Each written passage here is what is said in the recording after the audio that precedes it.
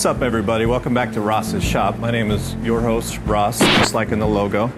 I am so glad you could join me today because I have what some might call a treat especial. What we're gonna do is I'm gonna show you how to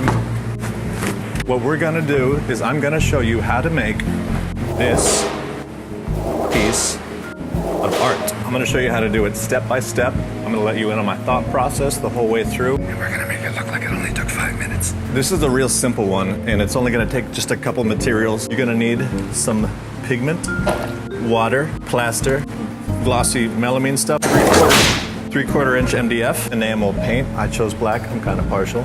Paintbrush, something to mix the plaster with, and that's already done. That's about it, and it should only take you, I don't know, I'd say anywhere from 2 days to a month and a half, depending on how distracted you get. I think we're ready to get started, at least I am, so let's get it cracking on Ross's shop.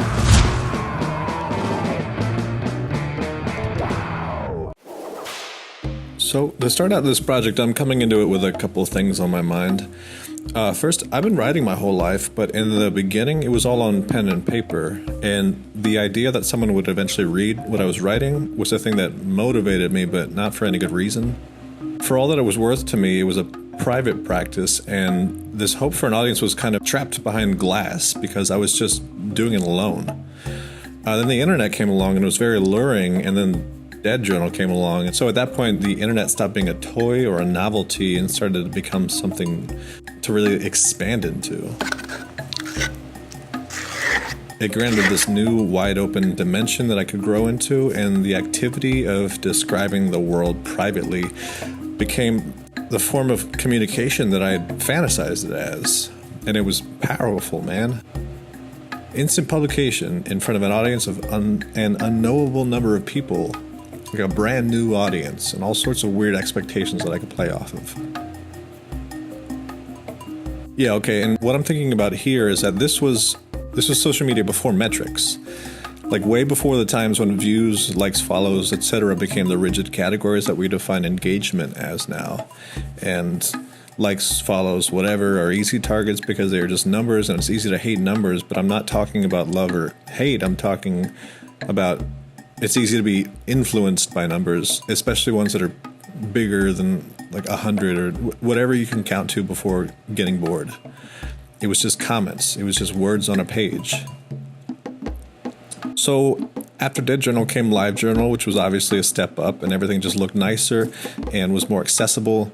But really, it was still just words on a page. And I might embed an image or a GIF here and there after YouTube, and I could drop in a video, and if I could find one that was good and could give an entry some flavor. But what I'm getting at is that it was not particularly entertaining, at least not by today's standards.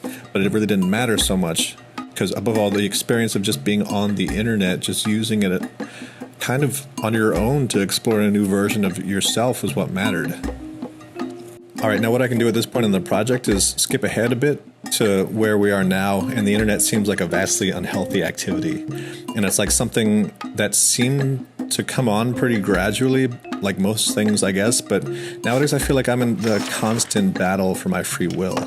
And I love what Tumblr did for my taste in art and music, and I still love using it, and Instagram was a great way to let everyone see my reflection in the mirror, but everything has become so seemingly entertaining that I just don't use the internet to create things anymore. It just takes up space, and it's such a bulky and unyielding presence in my life.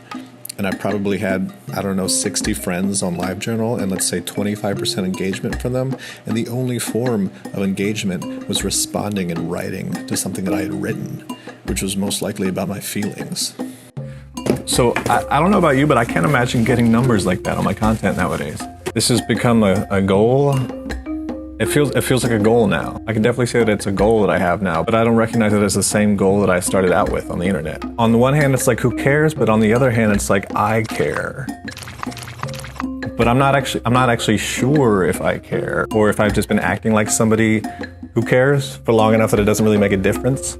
What I think the most pervasive feeling that I get while I'm on the internet is that I'm doing somebody else's work for them. And this word is so loaded, and I'm gonna try and say it in a way that is different by using tone and intonation. There's a real mainstream on the internet now, and it's moving very swiftly, and its currents are hard to fight against. And there was a point when virality was so fun to chase and like catch little whiffs of. It's a commodity now. It's a limited resource, and it's been tamed and saddled by the algorithm, and it's in the saddle, partner. So anyway, at this point in the project, I'm thinking about how most of my friends have anxiety. And most of them are to the point where it has interrupted their ability to function on a daily basis. And most of them, I'm thinking, have this thing not just promised, but assured to them that there will be some kind of utopia. And most have had to, over time, decommission this idea, perhaps. And there are a lot of different situations in which this is true, and some are very grim and dire, and some are just a low, annoying rumble. And here what I'm doing is putting finishing touches on the sculpture by rubbing my dirty hands all over it, because it bugs me to have things that are nice.